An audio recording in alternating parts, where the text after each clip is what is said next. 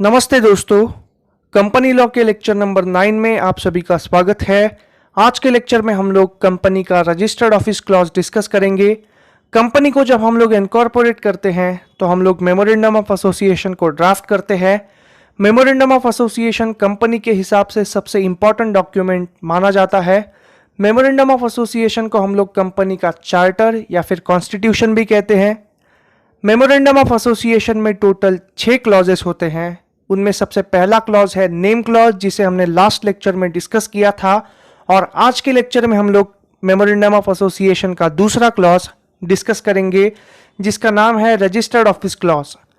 इस लेक्चर में मैंने कंपनीज एक्ट 2013 को फॉलो किया है क्योंकि मुंबई यूनिवर्सिटी अपने क्वेश्चन पेपर्स में कंपनी लॉ 2013 की अमेंडमेंट को फॉलो करती है। लेकिन अगर आप सीए एग्जाम के लिए या फिर सीएस एग्जाम के लिए प्रिपरेशन कर रहे हैं तो मैं आपको सजेस्ट करूंगा कि कंपनी लॉ के लेटेस्ट अमेंडमेंट से आप स्टडी करें। फिलहाल हम लोग कंपनीज लॉ 2013 इस अमेंडमेंट के हिसाब से ही चलेंगे। So registered office clause section 4 subsection 1 sub clause B, the memorandum of association of the company shall state the state in which the registered office of the company is to be situated. It is the second clause of Memorandum of Association. Registered office clause of the company contains the name of the state in which the registered office is situated. Registered office of a company is a place where all the important documents of the company are kept and from where all the letters, mails, postal ballots are sent and received. Registered office of the company shall be situated in the state of Maharashtra. यहाँ पर हमने जो last line पढ़ी वो memorandum of association में किस प्रकार से लिखा जाता है रजिस्टर्ड ऑफिस क्लॉज को, इसका एग्जाम्पल मैंने आपको दिया था। आसान शब्दों में कहे तो रजिस्टर्ड ऑफिस क्लॉज में कंपनी का रजिस्टर्ड ऑफिस कहाँ पर सिचुएटेड है उस स्टेट का नाम लिखा होता है। Registered office of a company एक ऐसी जगह है जहां पर कंपनी अपने सारे इंपॉर्टेंट डॉक्यूमेंट्स रखती है, जहां से वो अपने सारे ऑपरेशंस को कंडक्ट करती है, जहां से वो कंपनी अपने शेयर होल्डर्स को मेल भेजती है, लेटर भेजती है या फिर शेयर होल्डर्स से पोस्टल बैलेट से वोट्स रिसीव करती है, और जिस जगह को कंपनी ने रजिस्ट्रार ऑफ कंपनीज को इंटीमेट किया है ऐसे ऑफिस को हम लोग कहेंगे registered office of the company. Basically company का वो ऑफिस जो रजिस्ट्रार ऑफ कंपनी के पास रजिस्टर्ड है।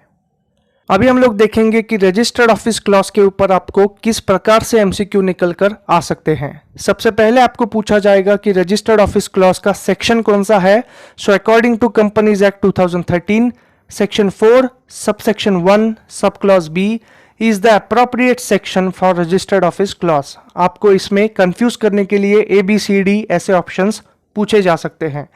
इसके बाद में दूसरा एमसीक्यू निकल कर आ सकता है एमओए का कौन से नंबर का क्लॉज है registered office clause. So it is the second number clause of memorandum of association. इसके बाद आपको पूछा जा सकता है कि रजिस्टर्ड ऑफिस क्लॉज में क्या लिखा होता है। तो रजिस्टर्ड ऑफिस क्लॉज में जिस भी स्टेट में कंपनी का रजिस्टर्ड ऑफिस सिचुएटेड है उस स्टेट का नाम लिखा होता है। इसके बाद में जब आप डिस्क्रिप्टिव क्वेश्चंस को अटेम्प्ट करेंगे तो आपको ऐसा भी पूछा जा सकता है explain the registered office clause of memorandum of association. इसमें आपको सबसे पहले तो मेमोरेंडम ऑफ एसोसिएशन का थोड़ा सा डेफिनेशन डालना है और थोड़ा सा इसे एक्सप्लेन करना है। इसके बाद आपको ज्यादा वेटेज रजिस्टर्ड ऑफिस क्लॉज को देना है।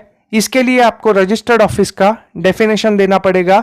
तो रजिस्टर्ड ऑफिस आसान शब्दों में कहे तो कंपनी का हेडक्वार्टर्स होता है, लेकिन अगर लॉ की भाषा में कहे तो कंपनी का वो ऑफिस जहां से कंपनी अपने सारे ऑपरेशंस कंडक्ट करती है, जहां से वो कंपनी शेयर होल्डर्स को लेटर भेजती है, उनसे पोस्टल बैलेट्स या फिर वोटिंग रिसीव करती है, और जिस ऑफिस को कंपनी ने रजिस्ट्रार ऑफ कंपनी को इंटीमेट किया है और एज ए रजिस्टर्ड ऑफिस उसे भेजा है, और रजिस्ट्रार ऑफ कंपनीज ने भी उस पर्टिकुलर ऑफिस का वेरिफिकेशन किया है, ऐसे ऑफिस को हम लोग कहेंगे registered office of the company. Company अपने मेमोरेंडम ऑफ एसोसिएशन में जिस भी स्टेट में यानी इंडिया के जिस भी स्टेट में रजिस्टर्ड ऑफिस उसका सिचुएटेड है उस पर्टिकुलर स्टेट का नाम लिखती है। इसका आसान एग्जांपल मैं आपको देना चाहूंगा टाटा ग्रुप का। टाटा ग्रुप का हेडक्वार्टर्स है Bombay house, it is situated in Mumbai. तो टाटा ग्रुप ने आपने रजिस्टर्ड ऑफिस क्लॉज में लिखा है registered office of the company is situated in the state of Maharashtra. अभी हम लोग आगे बढ़ते हैं। रजिस्टर्ड ऑफिस क्लॉज के डिटेल में समझने के लिए section 12 of the companies act 2013 बहुत ही इंपॉर्टेंट है। सेक्शन 12 काफी डिफिकल्ट सेक्शन है, ट्विस्टेड वर्ड्स के साथ आता है, इसीलिए इसे मैंने अपने ओन वर्ड्स में लिखा है। अगर आपको डिटेल में समझना है तो बेयर एक्ट में जाकर आप इसे आराम से पढ़ सकते हैं। So section 12 sub clause 1, a company must have a registered office with in 15 days of its incorporation. इसके ऊपर भी आपको एमसीक्यू निकल कर आ सकता है कि कंपनी इनकॉर्पोरेट होने के कितने दिनों के अंदर रजिस्टर्ड ऑफिस होना कंपलसरी है। So within 15 days it is compulsory to have a registered office for a company.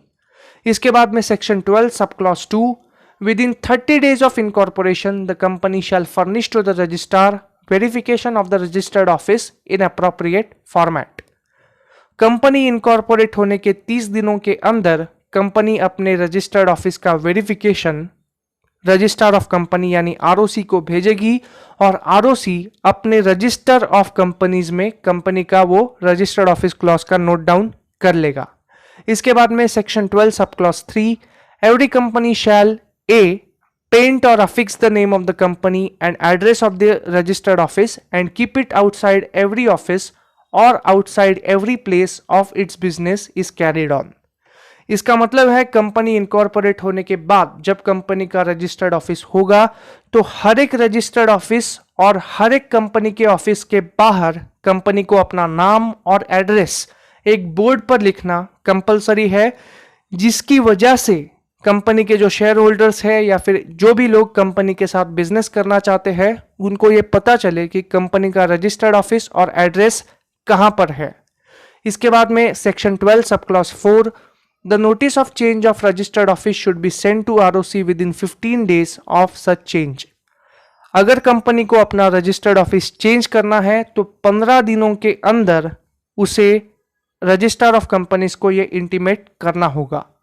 इसके बाद में section 12 sub clause 5, the registered office of a company shall not be change except the authority of special resolution. कई बार आपको situational problem में ऐसा पूछा जाता है कि एबीसी लिमिटेड का जो रजिस्टर्ड ऑफिस है वो पुणे में सिचुएटेड है और उनको अपना रजिस्टर्ड ऑफिस चेन्नई में रिलोकेट करना है और उन्होंने एक ऑर्डिनरी रेजोल्यूशन पास किया, तो क्या वो अपना रजिस्टर्ड ऑफिस रिलोकेट कर सकते हैं या नहीं? तो आंसर होगा नहीं, because they have passed ordinary resolution. The registrar office of the company shall not be change except the authority of special resolution.